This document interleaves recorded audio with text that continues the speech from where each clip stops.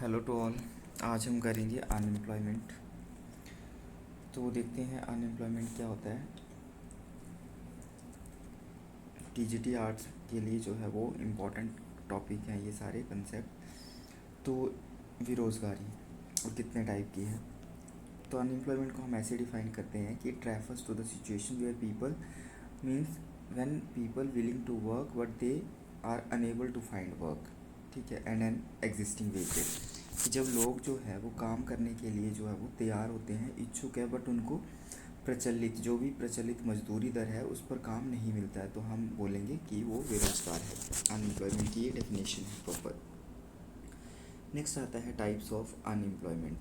अब unemployment employment का unemployment का अपोजिट होगा एम्प्लॉयमेंट। तो एम्प्लॉयमेंट मीन्स कि when people are willing to, जब लोग काम करने के लिए तैयार हैं बट उनको काम मिलता है उसी एग्जिस्टिंग वेज रेट पे, तो वो एम्प्लॉयमेंट। तो अनएम्प्लॉयमेंट जो है उसके कुछ टाइप्स हैं, यहाँ से क्वेश्चन जो है वो बनता है। तो टाइप्स ऑफ अनएम्प्लॉयमेंट, फर्स्ट है फ्रिक्शनल अनएम्प्लॉयमेंट, घर्षणात्मक बेरोजगारी भी बोलते हैं। तो ये जो आपकी अनएम्प्लॉयमेंट होती है वो टेम्प्रेरी अनएम्प्लॉयमेंट है when people are between job or searching for better opportunity. मतलब कि क्या है इसमें फ्रिक्शनल अनएम्प्लॉयमेंट जो है वो कि जब लोग नौकरी बदल रहे हों या बेहतर अवसर की तलाश में हों। देखो ऐसे होता है कई बार कि एक पर्सन है, वो एक जगह उसने जॉब करी, ठीक है, अब उसने वहाँ से रिज़ाइन किया और वो दूसरी जगह जॉब सर्च कर रहा है। तो हो सकता है कि उसके 15 डेज़ का गैप पड़ जाए, 7 डेज़ का हो या 1 मंथ का हो। तो ये जो बिटवीन टाइम पीरियड है तो उसको ही हम क्या बोलेंगे, फ्रिक्शनल अनएम्प्लॉयमेंट। मतलब कि ये चीज़ है कि अस्थाई बेरोज़गारी है ये, ठीक है, फ्रिक्शनल या घर्षणात्मक, जब लोग नौकरी बदल रहे हों या फिर बेहतर अवसर की तलाश में हों। तो जब उन्होंने एक जगह रिज़ाइन किया है दूसरे बेहतर अवसर की तलाश में, तो जो टाइम पीरियड गैप है उस गैप को जो है वो किस में काउंट किया जाएगा, फ्रिक्शनल अनएम्प्लॉयमेंट में। नेक्स्ट इज स्ट्रक्चरल अनएम्प्लॉयमेंट, जो इकोनॉमी के स्ट्रक्चर में चेंजेस आने। अब स्ट्रक्चर में चेंजेस कैसे हो सकते हैं, डिमांड सप्लाई के चेंजेस हो सकते हैं, ठीक है, न्यू टेक्नोलॉजी के चेंजेस हो सकते हैं। तो ये उसके कारण होती है जो स्ट्रक्चरल अनएम्प्लॉयमेंट है। तो इसमें जो है वो it occurs due to mismatch between worker skill and market demand. अभी कई बार क्या होता है कि मार्केट में डिमांड किसी और चीज़ की या वर्कर्स के पास वो स्किल नहीं है। तो हो सकता है कि देखो पहले वर्कर जो है वो एक फैक्ट्री में काम कर रहे हैं, ठीक है, अब एक फैक्ट्री में वो काम कर रहे हैं, अब यहाँ पर क्या होता है कि न्यू टेक्नोलॉजी आ जाती है, ठीक है, अब वहाँ पर जो जो वर्कर हैं, ओल्ड वर्कर, उनको उस काम से हटा दिया जाता है। क्यों? क्योंकि उनको उस चीज़ का नॉलेज नहीं है, न्यू टेक्नोलॉजी का उनको नॉलेज नहीं है, तो न्यू वाले जो है उनको ही रखा जाएगा। तो जब ये मिसमैच हो जाता है वर्कर स्किल का कि वो उस नए वाले काम में जो है वो उनमें वैसी स्किल्स नहीं है, या फिर मार्केट डिमांड की, पहले जो है वो अगर हम टेलीविज़न की डिमांड की बात करें, पहले जो ब्लैक एंड वाइट होते थे अब कलर्ड, अब वो मतलब अलग अलग डिज़ाइन में आ रहे हैं, ठीक है, बड़े बड़े जो स्क्रीन में टेलीविज़न आ रहे हैं ये आपके। तो ये सारी चीज़ें जो है पहले कंप्यूटर्स की डिमांड नहीं थी। तो ये क्या है कि मतलब जैसे जैसे ओल्ड वाला जो है वो ओल्ड वाले की डिमांड क्या होती जाएगी, कम होती जाएगी, और नई चीज़ों की डिमांड आती जाती है। तो ये सारे जो चेंजेस होते हैं ये टेक्नोलॉजी के कारण होते हैं, मतलब ये टेक्नोलॉजिकल चेंजेस हैं। इन्हीं को हम जो है वो स्ट्रक्चरल चेंजेस या स्ट्रक्चरल अनएम्प्लॉयमेंट में काउंट करेंगे, कि जब लोग जो है फिर जो पुराने वाली चीज़ को प्रोड्यूस कर रहे थे उनको वहाँ से हटा दिया जाएगा, नए वालों को रखा जाए, तो जो पुराने वाले हैं वो अनएम्प्लॉयड हो जाएंगे, ठीक है। तो इसी तरह से जो है ये आपका स्ट्रक्चरल अनएम्प्लॉयमेंट होगी। नेक्स्ट है साइक्लिकल अनएम्प्लॉयमेंट। साइक्लिकल अनएम्प्लॉयमेंट का मतलब चक्रीय बेरोजगारी। ये जो होती है आपकी वो साइकिल्स, मतलब कि इकोनॉमी में साइकिल्स चलते रहते हैं, ठीक है। तो results from the economic down turns when demand for goods and services fall. मतलब कि इकोनॉमी में जो है अगर ट्रेड साइकिल्स की बात करें तो ये मतलब अप एंड डाउन जो है वो चले रहते हैं, ठीक है। यहाँ से रिकवरी होती है और यहाँ पर आपका जो है वो बूम की कंडीशन, फिर रिसेशन, फिर डिप्रेशन आती है, फिर से रिकवरी होती है। तो मतलब क्या है कि ये जो साइक्लिकल चेंजेस हैं कि आपका एक ही टाइम पे कि आपके प्राइसेस ज़्यादा होंगे या अनदर मतलब डिमांड ज़्यादा ही होगी, ऐसा नहीं रहता है, ठीक है। ड्यू टू वेदर कंडीशंस जो है वो हमारा प्रोडक्शन कभी ज़्यादा होता है, कम होता है, तो उसके कारण भी जो है वो कभी डिमांड सप्लाई में मिसमैचेस जो है वो आते रहते हैं। तो ये जो आपके साइक्लिकल चेंजेस हैं इनके कारण जो अनएम्प्लॉयमेंट पाई जाएगी वो आपकी आएगी साइक्लिकल अनएम्प्लॉयमेंट या रिजल्ट फ्रॉम इकोनॉमिक डाउनवर्ड्स। तो ये जो आपके कभी मतलब कि ये जो आपके डाउनवर्ड्स अप एंड्स डाउन हो रहे हैं कि रिसेशन की कंडीशन चल रही है, डिप्रेशन में आ जा रहे हैं, ठीक है, फिर से रिकवरी हो रही है, तो ये साइकिल चलता जा रहा है। तो ये जो आएगी वो आपका इस तरह से जो जब वस्तुओं और सेवाओं की मांग घट जाती है, फिर बढ़ना, फिर घटना, फिर बेरोज़गारी, तो इस तरह से जो है वो आपका घट जाएगी। तो प्रोडक्शन के लिए लोगों की ज़रूरत नहीं होगी, तो उनको जो अब वहाँ से फ्री कर दिया जाएगा, क्योंकि डिमांड ही नहीं है, तो ज़्यादा प्रोड्यूस करके क्या करना है, सप्लाई भी नहीं चाहिए ज़्यादा। तो इसी तरह से जो है वो फिर वो साइक्लिकल अनएम्प्लॉयमेंट जो है वो आती है। नेक्स्ट है सीजनल अनएम्प्लॉयमेंट। सीजनल अनएम्प्लॉयमेंट से भी कई बार क्वेश्चन आते हैं। तो सीजनल अनएम्प्लॉयमेंट में जनरली क्या होता है कि आपका it happens when unemployed is only available. मतलब सिंपल सी बात है कि जब हमें पर्टिकुलर सीज़न में जो है वो काम मिलता है तो और तब वो एम्प्लॉयड होते हैं, और पर्टिकुलर सीज़न के बाद वो उनको हटा दिया जाता है काम से। तो जैसे हम मतलब जनरली फ्रूट्स के सीज़न की बात करें तो जैसे एप्पल ग्रोइंग सीज़न है या एप्पल का हार्वेस्टिंग सीज़न है, तो तब उस टाइम जो है वो लोगों को जब एप्पल के तोड़ने के टाइम उनको काम मिलेगा, बाद में वो बेरोज़गार हो जाएंगे, या पर्टिकुलर किसी इंडस्ट्री में ले लीजिए, वहाँ पर उनको कुछ टाइम के लिए काम मिल रहा है एज अ पर्टिकुलर सीज़न। जैसे आइस फैक्ट्रीज़ हैं तो वहाँ पर लोगों को उस टाइम समर में काम मिल रहा है, देन उसके बाद उनको वहाँ नहीं मिल रहा है काम। तो ये सारा, या फिर डिमांड के अकॉर्डिंग भी हम ले सकते हैं कि समर गुड्स की डिमांड या विंटर गुड्स की डिमांड, उस तरह से प्रोडक्शन हो रहा है और उनकी डिमांड हो रही है, तो वो सीजनल पर्टिकुलर सीज़न में उनको काम मिलता है, देन उसके बाद काम नहीं मिलता है। नेक्स्ट है वेरी वेरी इंपॉर्टेंट, यहाँ से क्वेश्चन बनता ही बनता है और ये हमेशा आता है टीजीटी के पेपर में।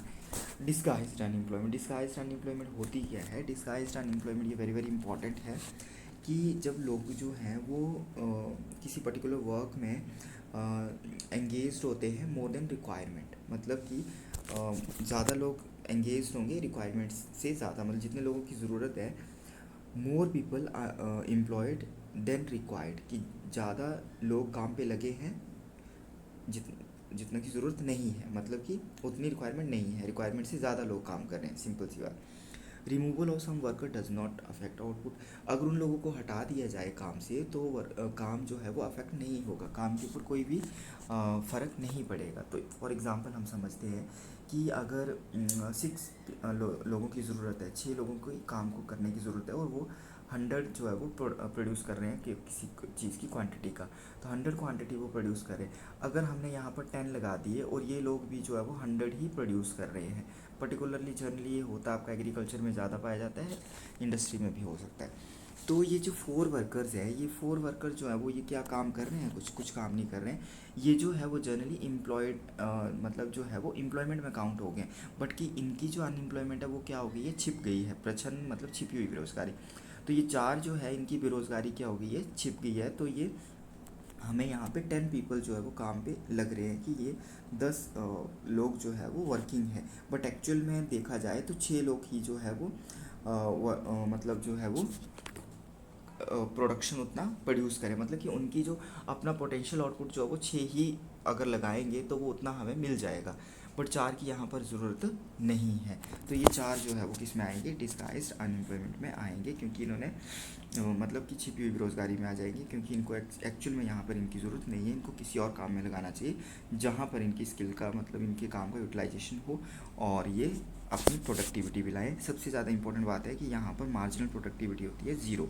किसकी मार्जिनल प्रोडक्टिविटी? ये जो 4 वर्कर हैं ये कुछ काम नहीं कर रहे हैं, ये इनके, क्योंकि 6 भी 100 ही प्रोड्यूस कर रहे हैं, 10 भी 100, तो मतलब 4 जो है उनकी एडिशनल। मार्जिनल का मतलब है कि एडिशनल लेबर जो है वो is additional labour producing something और नॉट। तो मतलब एडिशनल लेबर जो है वो हमारा कुछ भी प्रोड्यूस नहीं कर रहा है, that is the marginal productivity of labour is 0। तो ये 2-3 चीज़ें यहाँ पर याद रखने की ज़रूरत है। ये हमेशा जो है वो टीजीटी के पेपर में आया हुआ है क्वेश्चन, और यहाँ से आता है। नेक्स्ट है अंडर एम्प्लॉयमेंट, ये भी इंपॉर्टेंट है, कई बार यहाँ से भी बन जाता है क्वेश्चन। अपूर्ण रोजगार, अंडर एम्प्लॉयमेंट का मतलब ये है कि लोगों को कुछ टाइम के लिए काम मिलता है बट कुछ टाइम के लिए बाद फिर उनको काम नहीं मिलता, या फिर जनरली हम ये बोल सकते हैं कि जितना टाइम रिक्वायर्ड है, मतलब एक दिन में जितने आवर रिक्वायर्ड हैं, मंथली काम होना चाहिए, ईयरली मतलब रेगुलर वर्क उनको नहीं मिलता है कि 1 डे में 8 आवर वर्किंग है तो उनको 2 घंटे ही काम मिल रहा है, 4 ही मिल रहा है, ठीक है। तो इस तरह से when people work below their potential in job not matching their qualifications, तो वो अंडर एम्प्लॉयमेंट में। साथ में इसमें दूसरी बात ये आ जाती है कि लोगों को जो है वो उनकी जॉब के अकॉर्डिंग और उनकी क्वालिफ़िकेशंस के अकॉर्डिंग जो है वो काम नहीं मिलता है। तो वो मतलब कि वही चीज़ आ गई ना कि एक एजुकेटेड है और उसका मतलब उसको एक ट्यूशन वर्क मिल रहा है, तो उसको एक मतलब प्रॉपर 8 आवर वर्क मिलना चाहिए, चाहे वो स्कूल में है, कॉलेज में है, कहीं भी उसको जॉब मिलनी चाहिए एक टीचर को। तो बट उसको जॉब कितने टाइम की कर रहा है, वो 2 घंटे ट्यूशन पढ़ा रहा है या 4 घंटे कहीं पढ़ा रहा है, तो वो भी क्या है, मतलब उसको अंडर एम्प्लॉयमेंट में। और दूसरी बात ये है कि मतलब थोड़े टाइम के लिए, और दूसरी बात ये कि उसको अकॉर्डिंग टू देयर स्किल्स, उनके पोटेंशियल के अकॉर्डिंग, उनकी क्वालिफिकेशंस के अकॉर्डिंग उनको काम नहीं मिल रहा है, that is the under employment.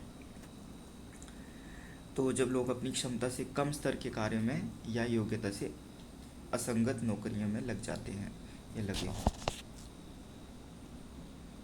Next है टेक्नोलॉजिकल अनएम्प्लॉयमेंट। ये जनरली हम ना अंडर एम्प्लॉयमेंट में अदर वर्क की, मतलब एक एजुकेटेड है और वो कोई और काम कर रहा है, तो इस तरह से भी हम बात कर सकते हैं। नेक्स्ट है टेक्नोलॉजिकल अनएम्प्लॉयमेंट, टेक्नोलॉजिकल औद्योगिक, टेक्नोलॉजिकल आपका जो है वो तकनीकी बेरोज़गारी। तो आपका टेक्नोलॉजिकल अनएम्प्लॉयमेंट में क्या आएगा कि ड्यू टू टेक्नोलॉजी के कारण occurs when machines and automation replace human labour. मतलब अब टेक्नोलॉजी में चेंजेस आ गए हैं कि पहले जो था वो मैनुअली ह्यूमन वर्क होता था, अब जो है वो उसकी जगह टेक्नोलॉजी आ रही है, जैसे AI आ रहा है, तो जो टेक्नोलॉजी आ रही है तो ह्यूमन बीइंग को क्या कर दिया उसने, रिप्लेस कर दिया है, ठीक है। कई जगह जो है वो रोबोट्स काम कर रहे हैं, तो अब ह्यूमंस को जो है वो क्या हो रहा है, रिप्लेस होते जा रहे हैं। तो ये टेक्नोलॉजिकल अनएम्प्लॉयमेंट, मतलब कि लोग बेरोजगार होंगे, टेक्नोलॉजी वहाँ पे काम करेगी, that is a technological unemployment.